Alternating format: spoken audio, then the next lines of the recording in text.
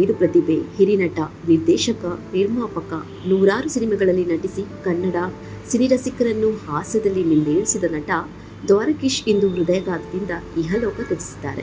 ಅವರು ಹಲವು ದಿನಗಳಿಂದ ಅನಾರೋಗ್ಯದಿಂದ ಬಳಲುತ್ತಿದ್ದರು. ಅವರ ಮಗ ಯೋಗೇಶ್ ದ ಫೆಡರಲ್ ಕರ್ನಾಟಕಕ್ಕೆ ತಿಳಿಸಿದಂತೆ ಅವರಿಗೆ ರಾತ್ರಿ ಹೊಟ್ಟೆನೋವು ಕಾಣಿಸಿಕೊಂಡಿತ್ತು. ಇಡೀ ರಾತ್ರಿ ನಿದ್ದೆ ಮಾಡಿರಲಿಲ್ಲ. ಬೆಳಿಗ್ಗೆ ಎದ್ದು ಕಾಫಿ ಕುಡಿದು ಸ್ವಲ್ಪ ಹೊತ್ತು ಮಲಗುವುದಾಗಿ ಹೇಳಿದರು. ಆದರೆ ಅವರು ಮಾತು ಕೊಟ್ಟಂತೆ ಅವರು ಹೇಳಲಿಲ್ಲ, ಮಾತಾಡಿಲ್ಲ. ಹೀಗೆ ಅಂತ್ಯಗೊಂಡಿದ್ದು ಕನ್ನಡ ಹಾಸ್ಯನಟ ದ್ವಾರಕೀಶ್ ಅವರ ಬದುಕು. ನಿರ್ದೇಶಕರಾಗಿ, ನಿರ್ಮಾಪಕರಾಗಿ ಅನೇಕ ಸೋಲು ಗೆಲುವನ್ನು ಕಂಡವರು. ಸೋತಾಗ ಕುಗ್ಗದೆ, ಗೆದ್ದಾಗ ಹಿಗ್ಗದೆ ಚಿತ್ರರಂಗಕ್ಕೆ ಅಪೂರ್ವ ಕೊಡುಗೆ ನೀಡಿದ ಕರ್ನಾಟಕದ ಕುಳ್ಳ ಎಂದೇ ಜನಪ್ರಿಯರಾಗಿದ್ದ ದ್ವಾರಕೀಶ್ ಇನ್ನಿಲ್ಲ ಎನ್ನುವುದು ಸ್ಯಾಂಡಲ್ವುಡ್ಗೆ ತುಂಬಲಾಗದ ನಷ್ಟ. ಆಗಸ್ಟ್ 19, 1942ರಂದು ಹುಣಸೂರಿನಲ್ಲಿ ಶಾಮರಾವ್ ಮತ್ತು ಜಯಮ್ಮನವರಿಗೆ ಜನಿಸಿದ ದ್ವಾರಕೀಶ್ ಅವರ ಮೂಲ ಹೆಸರು ಬಂಗ್ಲೆ ಶಾಮರಾವ್ ದ್ವಾರಕನಾಥ್. ಶಾರದಾ ವಿಲಾಸ್ ಮತ್ತು ಬನುಮಯ್ಯ ಶಾಲೆಯಲ್ಲಿ ತನ್ನ ಪ್ರಾಥಮಿಕ ಮತ್ತು ಪ್ರೌಢ ಶಿಕ್ಷಣವನ್ನು ಪಡೆದು ಸಿಪಿಸಿ ಪಾಲಿಟೆಕ್ನಿಕ್ನಿಂದ ಮೆಕ್ಯಾನಿಕಲ್ ಇಂಜಿನಿಯರ್ ಡಿಪ್ಲೊಮಾ ಕೋರ್ಸ್ ಮುಗಿಸಿದರು. ಬಳಿಕ ಅವರ ಸಹೋದರ ಜೊತೆ ಸೇರಿ ಗಾಂಧಿ ಚೌಕದಲ್ಲಿ ಭಾರತ್ ಆಟೋ ಸ್ಟೇರ್ ಸ್ಟೋರ್ ಬಿಸ್ನೆಸ್ ಆರಂಭಿಸಿದರು. ಆದರೆ ಅವರ ಒಲವು ಮಾತ್ರ ಸಿನಿಮಾಗಳತ್ತ ಸೆಳೆಯುತ್ತಲೇ ಇತ್ತು. 1964ರಲ್ಲಿ ದ್ವಾರಕೀಶ್ ಬಿಸ್ನೆಸ್ ಬಿಟ್ಟು ಸಿನಿಮಾ ಇಂಡಸ್ಟ್ರಿಗೆ ಕಾಲಿಟ್ಟರು.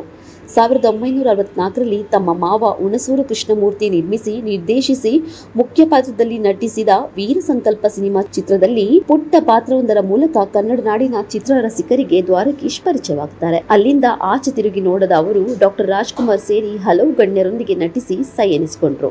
ವೀರ ಸಂಕಲ್ಪ, ಪರೋಪಕಾರಿ, ಸತ್ಯ ಹರಿಶ್ಚಂದ್ರ, ಕಾಂತಿವೀರ, ಮೇಯರ್ ಮುತ್ತಣ್ಣ, ದೂರದ ಬೆಟ್ಟ, ಗಾಂಧಿನಗರ, ಬಾಳು ಬೆಳಗಿತ್ತು, ಬಂಗಾರದ ಮನುಷ್ಯ, ಬಹದ್ದೂರ್ ಗಂಡು ಹೀಗೆ ಹಲವು ಸಿನಿಮಾಗಳಲ್ಲಿ ಡಾಕ್ಟರ್ ರಾಜ್ಕುಮಾರ್ ಜೊತೆ ದ್ವಾರಕೀಶ್ ನಟಿಸಿದ್ರು. ಹೆಚ್ಚಾಗಿ ಹಾಸ್ಯ ಪಾತ್ರಗಳಲ್ಲೇ ಕಾಣಿಸಿಕೊಳ್ಳುತ್ತಲೇ 2 ವರ್ಷಗಳಲ್ಲಿ ಸಿನಿಮಾ ನಿರ್ಮಾಣತ್ತ ದ್ವಾರಕೀಶ್ ಮುಖ ಮಾಡಿದ್ರು. ಗೆಳೆಯರ ಜೊತೆ ಸೇರಿ ಮಮತೆಯ ಬಂಧನ ಸಿನಿಮಾವನ್ನು ನಿರ್ಮಿಸಿದ್ರು. ಬಳಿಕ ತಮ್ಮದೇ ದ್ವಾರಕೀಶ್ ಚಿತ್ರ ನಿರ್ಮಾಣ ಸಂಸ್ಥೆಯನ್ನು ಹುಟ್ಟುಹಾಕಿ ತಮ್ಮದೇ ಬ್ಯಾನರ್ ನಡಿ ಮೇಯರ್ ಮುತ್ತಣ್ಣ ಚಿತ್ರವನ್ನು ನಿರ್ಮಾಣ ಮಾಡಿದ್ರು. ರಾಜ್ಕುಮಾರ್ ಅಭಿನಯದ ಈ ಚಿತ್ರದ ಮೂಲಕ ಸಿದ್ದಲಿಂಗಯ್ಯ ಅವರನ್ನು ನಿರ್ದೇಶಕರಾಗಿ ದ್ವಾರಕೀಶ್ ಪರಿಚಯಿಸಿದ್ರು. ವಿನೋದ್ ರಾಜ್ಕುಮಾರ್, ಶ್ರುತಿ, ಸುನೀಲ್, ತಮ್ಮ ಮಕ್ಕಳಾದ ಗಿರಿ, ಅಭಿಲಾಷ್ ಸೇರಿದಂತೆ ಹಲವು ಮಂದಿ ಕಲಾವಿದರನ್ನು ಕನ್ನಡ ಚಿತ್ರಕ್ಕೆ ಪರಿಚಯಿಸಿದ ಕೀರ್ತಿ ದ್ವಾರಕೀಶ್ ಅವರದ್ದು.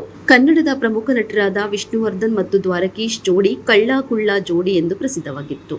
ದ್ವಾರಕೀಶ್, ವಿಷ್ಣುವರ್ಧನ್ ಸ್ನೇಹಿತರಾಗಿದ್ರು. ದ್ವಾರಕೀಶ್ ನಿರ್ಮಿಸಿ ನಿರ್ದೇಶಿಸಿದ ಸಿನಿಮಾಗಳಲ್ಲಿ ವಿಷ್ಣುವರ್ಧನ್ ಇರಲೇಬೇಕಿತ್ತು. ವಿಷ್ಣುವರ್ಧನ್ ದ್ವಾರಕೀಶ್ ಜೊತೆಯಾಗಿದ್ದ ಬಹುತೇಕ ಸಿನಿಮಾಗಳು ಗೆದ್ದಿವೆ. ಮೊದಲ ಬಾರಿಗೆ ವಿದೇಶದಲ್ಲಿ ಚಿತ್ರೀಕರಿಸಿದ ಕನ್ನಡ ಚಿತ್ರ ಸಿಂಗಾಪುರದಲ್ಲಿ ರಾಜಕುಳ್ಳ, ಮೊದಲ ಬಾರಿ ಲಂಡನ್ನಲ್ಲಿ ಹಾಡುಗಳ ರೆಕಾರ್ಡ್ ಹೀಗೆ ಹಲವು ದಾಖಲೆಗಳನ್ನು ದ್ವಾರಕೀಶ್ ತಮ್ಮ ಜೋಳಿಗೆಗೆ ತುಂಬಿಕೊಂಡಿದ್ದಾರೆ. ಕನ್ನಡದ ಜೊತೆಗೆ ಹಿಂದಿ, ತಮಿಳು, ತೆಲುಗು ಸಿನಿಮಾಗಳನ್ನು ನಿರ್ಮಾಣ ಮಾಡಿದ ಕೀರ್ತಿ ಇವರದ್ದು. ಆಫ್ರಿಕಾದಲ್ಲಿ ಶೀಲಾ ಸಿನಿಮಾದ ಸೋಲಿನ ಬಳಿಕ ದ್ವಾರಕೀಶ್ ಹಲವು ವರ್ಷಗಳ ನಂತರ ಬಂದ ಆಪ್ತಮಿತ್ರ ಚಿತ್ರದಲ್ಲಿ ಗೆಲುವನ್ನು ಕಂಡುಕೊಂಡರು. ಆದರೆ ತಮ್ಮ ಬ್ಯಾನರ್ ಅಡಿಯಲ್ಲಿ ನಿರ್ಮಾಣವಾದ ಶಿವಣ್ಣ ಅಭಿನಯದ ಆಯುಷ್ಮಾನ ಭವ ಚಿತ್ರದ ಸೋಲು ಅವರನ್ನು ಬೆಂಗಳೂರಿನ ಮನೆಯನ್ನು ಮಾರುವಂತೆ ಮಾಡಿತ್ತು. ಚೆನ್ನೈ, ಬೆಂಗಳೂರಿನ NR ಕಾಲೋನಿ, ಸದಾಶಿವನಗರ, HSR ಬಡಾವಣೆಗಳ ಮನೆಗಳನ್ನು ಸಿನಿಮಾ ಕಾರಣಕ್ಕಾಗಿಯೇ ದ್ವಾರಕೀಶ್ ಮಾರಾಟ ಮಾಡಿದ್ರು. ರಾಘವೇಂದ್ರ ಸ್ವಾಮಿಗಳ ಪರಮ ಭಕ್ತರಾಗಿದ್ದ ದ್ವಾರಕೀಶ್ ಎಲ್ಲಾ ಮನೆಗಳನ್ನು ಮಾರಿದ್ರೂ ಮಾರಲಾಗದ ಮನೆ ಮಂತ್ರಾಲಯದಲ್ಲಿದೆ ಎನ್ನುತ್ತಿದ್ದವರು ಇಂದು ಎಲ್ಲವನ್ನು ತೊರೆದು ಇಹಲೋಕ ತ್ಯಜಿಸಿದ್ದಾರೆ. 90ರ ಹುಟ್ಟುಹಬ್ಬದ ಸಂಭ್ರಮದಲ್ಲಿರುವ ಕನ್ನಡ ಚಿತ್ರರಂಗದಲ್ಲಿ ಈಗ ಸೂತಕದ ಛಾಯೆ. ಸುಮಾರು 6 ದಶಕಗಳ ಕಾಲ ಕನ್ನಡವಷ್ಟೇ ಅಲ್ಲ, ಭಾರತೀಯ ಚಿತ್ರರಂಗದಲ್ಲಿ ತಮ್ಮದೇ ಆದ ಛಾಪು ಮೂಡಿಸಿರುವ ದ್ವಾರಕೀಶ್ ಇನ್ನು ಕೇವಲ ನೆನಪು ಮಾತ್ರ.